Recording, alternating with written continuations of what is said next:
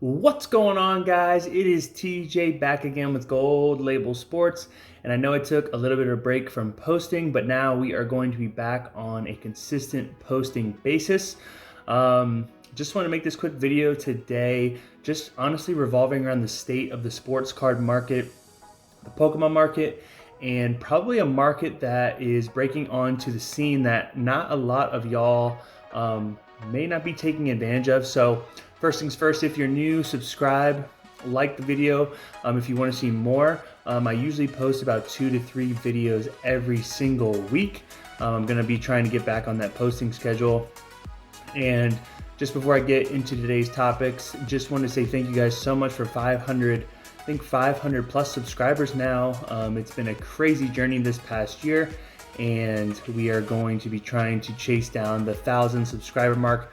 So if you like what you see, like I said, subscribe, turn that post notification bell to get all my notifications, and let's get right into it.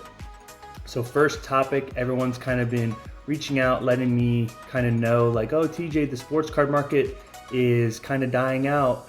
So just to address that, the sports card market honestly is dying out, and I will say that. I made a bunch of videos before on cards that had great flipping potential, great opportunity to make a profit off of. A lot of people took advantage of that, which is awesome. And now I'm just letting you guys know it's very hard to make a profit with modern base cards from the last 2 to 3 years. And now it's really just, if you have a huge budget, if you have a lot of wiggle room and you have a lot of risk that you can take on, you can absolutely invest in the new modern cards and box breaks and all that stuff. It is not a long-term strategy that will pay off if you just rely on that to make money with buying and selling sports cards and investing, because you have to leverage a lot of debt. You have to put yourself in a risky position just in case the cards don't pan out and actually make a lot of money. And you tie your money up into investments that you're not kind of sure of the roadmap that it might go down. So sports cards, I would stay away from modern cards.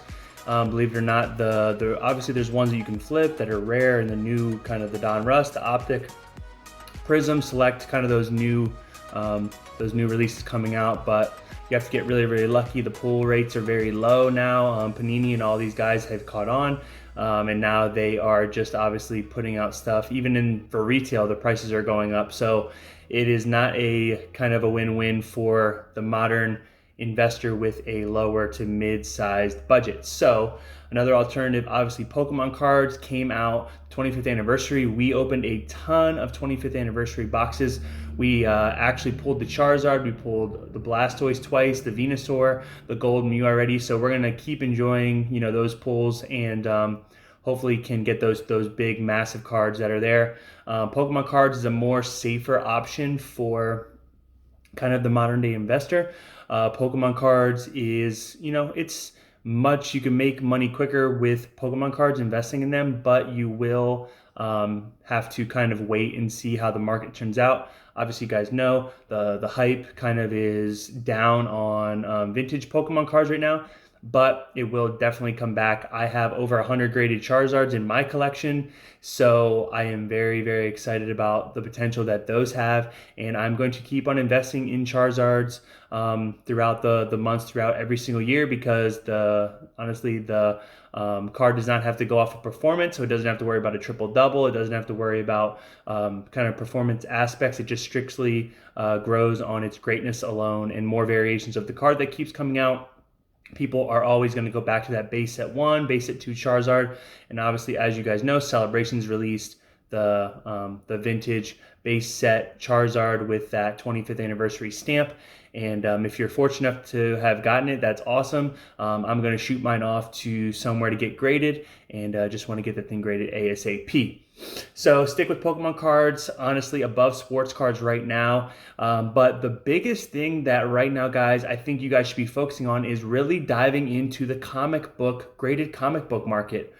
It is a crazy untapped market. The status of that market is basically where sports cards were 2-3 years ago when no one really knew about them. So it honestly has those potential. If you want to just go by the numbers, I've invested in 4 comics. I've spent a total of $1,200. I've already tripled my investment in 3 to 4 months.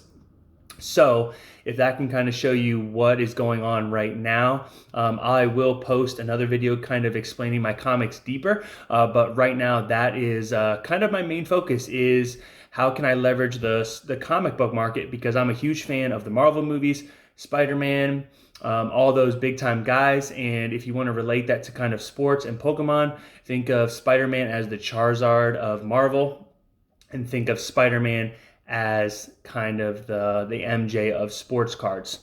So with that being said, just going down by the numbers, comic books right now are doubling and tripling in value off the current investment that you may put down on them in a 2 to 4 month period. That is faster than sports cards ever was, and faster than Pokemon cards ever were, even during the hype.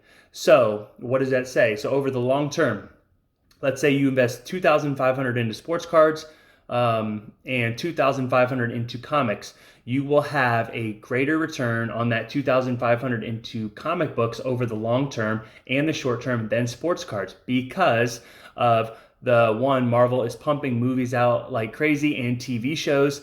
It's making people want to look up the comics that revolve and relate to that specific show, which is causing the comic books to go up in value. Then people are trying to, go down the line.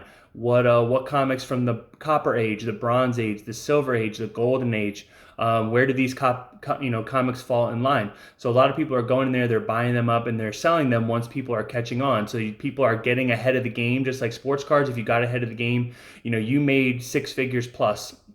If you really were an aggressive investor, if you waited too long, you probably missed out. Pokemon cards, same things. If you got in before the craze, you're going to be a very lucky individual financially, especially if you have a strategy and you're investing in the right cards. Comic books, same exact thing. Spider-Man, Avengers, Iron Man, first editions, comics in the Copper, Bronze, Silver, and Golden Age, as well as first editions.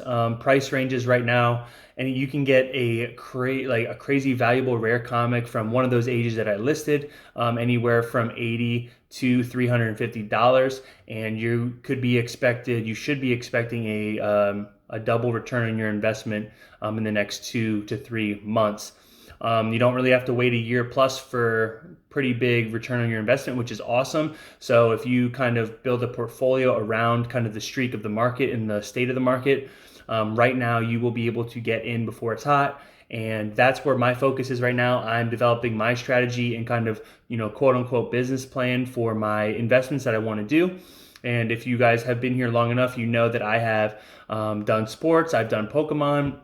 Comics is a newer thing for me, so I spent the time to research. I basically did like a master class for a weekend, had some free time and looked up everything there is to know, and then I applied those strategies that I'm explaining to y'all just on 4 or 5 comics to test.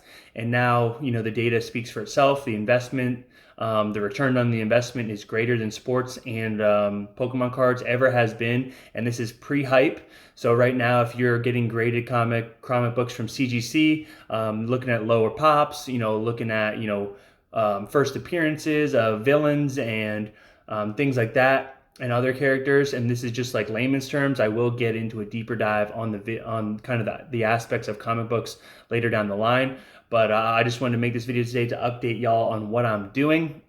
So comic books is my focus, then Pokemon, then sports.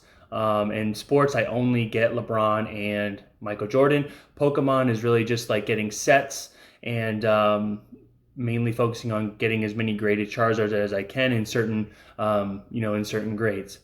Pokemon has kind of been like I said, my focal points where I've made the most return on my investments from. But now comic books are kind of already fastly taking over that kind of ratio and aspect when it comes to ROI and just the longevity of the investments. I think comics are going to be here for the long haul, and just because it is.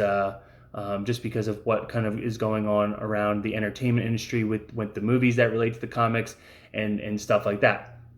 So if you guys kind of like what you heard today and you want to learn more about like kind of what's going on, like, comment, subscribe on the video. I'm going to be doing a lot more deeper dives into the comic book industry and how you can make money on comics as well. And just continuing the sports card journey, continuing on the Pokemon card journey, and just obviously meeting the goals of my portfolio worth, my investments month over month, and the return on them as well. So this is TJ with Gold Label Sports. Thank you guys so much for tuning in. I will see you guys in the next one.